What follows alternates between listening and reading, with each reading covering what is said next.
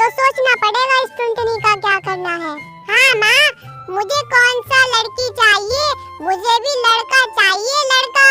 मुझे कोई बेटी बेटी नहीं चाहिए, मुझे बेटा चाहिए, बेटा। चलो डॉक्टर के पास जाकर पूछ ही आते हैं कि इस बार टुनटुनी को लड़का होगा कि लड़की। कालू कौवा और उसकी माँ टुनटुनी को जबरदस्ती डॉक्टर के पास ले जाते हैं। डॉक्टर साहब, जरा मेरी पत्नी को चेक करके बताओ कि इसको लड़का होगा या लड़की। अरे नहीं नहीं, पागलों जैसी बातें क्यों कर रहे हो? तुम्हें नहीं पता ये गैर कानूनी है, मैं ये नहीं कर सकता। तुम इसे कहीं और ले जाओ। सुन डॉक्टर, मैं तुझे इज्जत से बोल रहा हूँ, मेरी बात मान ले वरना तेरे लिए ठीक नहीं होगा। मैं तुझे जान से मार दूंगा और तेरा ये क्लिनिक भी तोड़ दूंगा। चल अब जल्दी से चेक करके बता कि इसके गर्भ में लड़का है या लड़की। इस तरह कालू कौवा डॉक्टर को डरा धमकाकर चेकअप करवा लेता है। डॉक्टर टुनटुनी की जांच करता है तो उसे बहुत आश्चर्य होता है। अरे ऐसा कैसे हो सकता है? ये तो मैं पहली बार देख रहा हूँ, ये कैसे मुमकिन है? अरे ओ डॉक्टर, खुद में ही बड़बड़ाता रहेगा या हमें भी बताएगा? जल्दी बता, टुनटुनी को बेटा ही होगा ना? नहीं नहीं, टुनटुनी के गर्भ में बेटा नहीं बल्कि 12 बेटियां हैं। मैं आपको मुबारकबाद देता हूँ, आपके घर में 12 लक्ष्मी आने वाली है। अपनी मुबारकबाद अपने पास रख डॉक्टर, क्या बकवास कर रहा है? हमें तो एक भी बेटी नहीं चाहिए थी और तू बोल रहा है कि 12 बेटियां होगी। डॉक्टर, हमें इतनी सारी मुसीबत अपने घर में नहीं चाहिए, हमें इतनी सारी बेटियां नहीं चाहिए। तुम ऐसा करो, इन बच्चियों को मार दो इन्हें, अभी के अभी मार दो। नहीं नहीं माँ जी, मैं पहले ही एक पाप कर चुका हूँ, अब दूसरा पाप नहीं करूँगा। बेहतर होगा कि आप कहीं और चली जाए माँ जी। डॉक्टर, तू ऐसे नहीं मानेगा, रुक मैं अभी तेरी पिटाई करता हूँ और देखता हूँ तू कैसे बेटियों को नहीं मारता। तुम मुझे हाथ तो लगा कर दिखाओ, मैं तुम्हें अभी बताऊंगा कि मैं क्या कर सकता हूँ। मैं पुलिस को बुलाकर तुम्हें जेल भिजवा दूंगा। बेटा रहने देते हैं, चलो घर चलकर ही इस टुनटुनी का कोई उपाय ढूंढते हैं। कालू कौवा मजबूरन टुनटुनी को घर ले आता है। अरे कालू बेटा, मुझे तो कुछ समझ नहीं आ रहा, हमें तो एक भी बेटी मंजूर नहीं थी और यहाँ तो 12 बेटियाँ हो रही है। नहीं नहीं बेटा, मैं उन 12 बेटियों को अपने घर में नहीं रखूंगी। मैं नहीं चाहती कि वे तेरे सर का बोझ बन जाए। बेटा तू तो जीना ही भूल जाएगा और उनके लिए दहेज ही जमा करता रह जाएगा। तो मैंने कब कहा कि मैं इसे अपने साथ रखूंगा?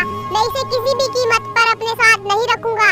माँ एक काम करते हैं, टुनटुनी को घर से बाहर निकाल देते हैं, वो कहीं भी जाकर मरे, हमें इससे क्या। मैं एक अच्छी सी अमीर चिड़िया देखकर दूसरी शादी कर लूंगा जो मुझे बेटा देगी। हाँ हाँ बेटा, ये उपाय तो सही लग रहा है, लेकिन अगर हम उसे खुद घर से बाहर निकालेंगे तो वो पुलिस के पास चली जाएगी और हम दोनों को जेल में बंद करा देगी। जो होगा देखा जाएगा। मैं पुलिस वालों से भी निपट लूंगा, लेकिन इस टुनटुनी को अपने साथ घर में नहीं रखूंगा। वो दोनों टुनटुनी को घर से बाहर निकाल देते हैं। टुनटुनी उनके सामने बहुत रोती गिड़गिड़ाती है।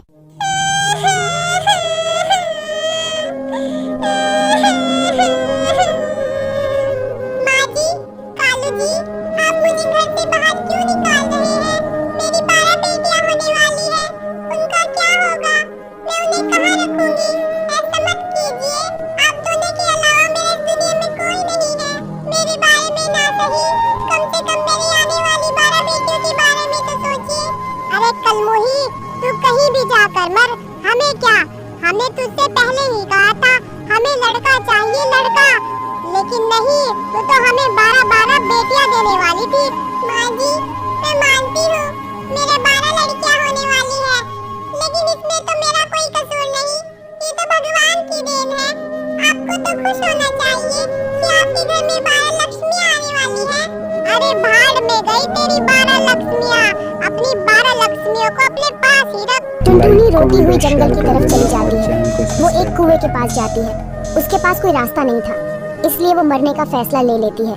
जैसे ही वो कुएं में कूदने वाली होती है, तभी उसे टिकी चिड़िया आवाज देकर रोक लेती है। अरे रुको रुको बहन, तुम अपनी जान क्यों देने जा रही हो? तुम्हारे साथ क्या गलत हुआ है? मुझे बताओ, मैं तुम्हारी मदद करूंगी। क्या बताऊं बहन, मेरे पति और सास ने मुझे घर से बाहर निकाल दिया। मेरी 12 बेटियां होने वाली है, मेरे पास घर भी नहीं है, मैं अपनी बच्चियों को कहाँ रखूंगी? इसलिए मुझे एक ही रास्ता नजर आया।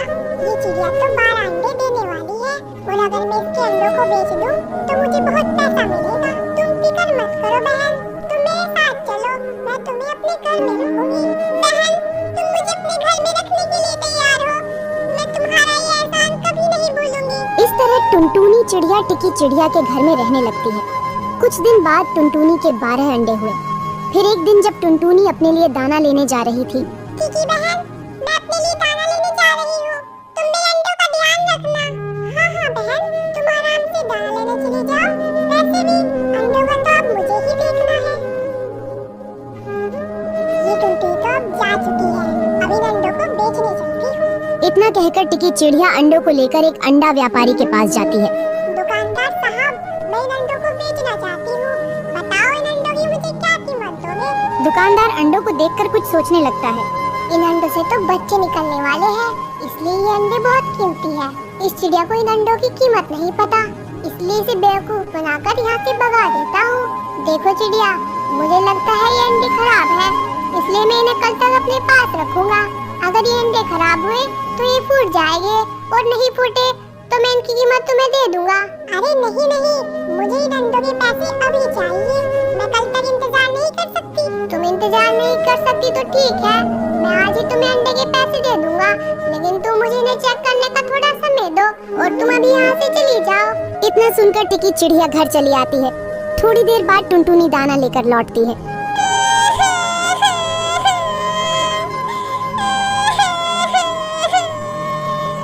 हे भगवान, मेरे अंडे कहाँ गए? टिकी, मेरे अंडों को कौन ले गया? अरे बहन, तुम्हें क्या बताऊं, जैसे ही तुम घर से गई, यहाँ पर कुछ शिकारी आए और मुझसे अंडे छीन कर ले गए। मेरी जान भी बहुत मुश्किल से बची है बहन, अब मैं क्या करूं? मैं तुम्हारे अंडों को नहीं बचा सकी बहन। पता नहीं भगवान क्या चाहता है, मेरे पास मेरे जीने की आखिरी उम्मीद मेरी बेटियां थी, वो भी चली गई, अब मैं जीकर क्या करूंगी? इतना बोलकर टुनटुनी कुएं के पास आ जाती है। अब ये टुनटुनी कुएं में कूदकर जान दे देगी और अंडे के पैसे तो मुझे मिल ही जाएंगे। शायद भगवान आप भी यही चाहते हैं कि मैं सब कुछ छोड़कर आपके पास आ जाऊं, इसीलिए आप मुझे इतना दुख देते हैं। ठीक है भगवान, मैं आज इस कुएं में कूदकर अपनी जान देने जा रही हूँ। तभी अंडा व्यापारी वहाँ पर आता है। ये चिड़िया, जो तू मुझे अभी 12 अंडे बेचकर आई थी, वे खराब थे, इसलिए मैंने उन्हें फेंक दिए। अगर तुम्हें पैसे चाहिए तो तुम्हें मुझे दूसरे 12 अंडे देने पड़ेंगे, और अगर तुमने दूसरे 12 अंडे नहीं दिए तो तुम्हें कोई पैसा नहीं मिलेगा।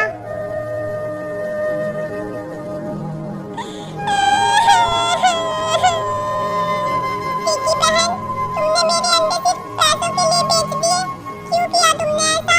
और मुझसे झूठ बोल दिया कि शिकारी उठा कर ले गए।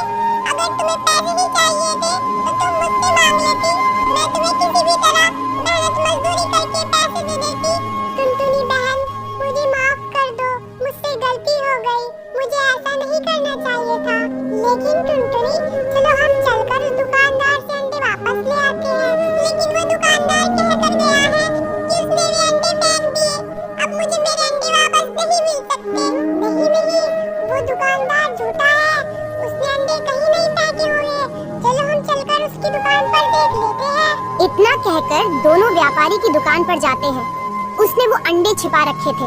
टिकी, अंडे तो दुकानदार ने छिपाए हुए हैं, लेकिन वो हमें अंडे नहीं देगा, अब हम उससे अंडे कैसे लें? टुनटुनी बहन, अंडे मेरी वजह से दुकानदार के पास गए हैं, अब उन्हें वापस लाना भी मेरी जिम्मेदारी है। तभी टिकी चिड़िया दुकानदार के पास जाती है। दुकानदार साहब, मैं जो पहले अंडे लाई थी वे खराब निकल गए, लेकिन मेरे पास बहुत सारे अंडे हैं, इसलिए तुम मेरे साथ चलो, जो भी अंडे तुम्हें पसंद आएंगे तुम वो ले लेना। इतना सुनकर दुकानदार खुश होकर टिकी चिड़िया के साथ चला जाता है। तभी टुनटुनी को अंडे उठाने का मौका मिल जाता है और वो अंडे उठाकर घर चली जाती है। इधर टिकी चिड़िया व्यापारी को घोंसले के पास ले जाती है। ये चिड़िया, कहाँ है अंडे? अरे अंडे तो यहीं पर रखे थे, लगता है अंडे किसी ने चोरी कर लिए। ये चिड़िया, तुम मेरा समय बर्बाद कर रही है, मैं जा रहा हूँ, पर अगर अब तुम मेरी दुकान पर आई तो मुझसे बुरा कोई नहीं होगा। अब तो मेरा काम हो गया, तेरी दुकान पर तो मैं वैसे भी नहीं जाने वाली। कुछ दिन बाद टुनटुनी चिड़िया की 12 बेटियां होती हैं। उसकी सभी बेटियां बहुत मेहनती थीं, इसलिए धीरे धीरे टुनटुनी अमीर होती गई। उसने अपना नया घर भी बना लिया।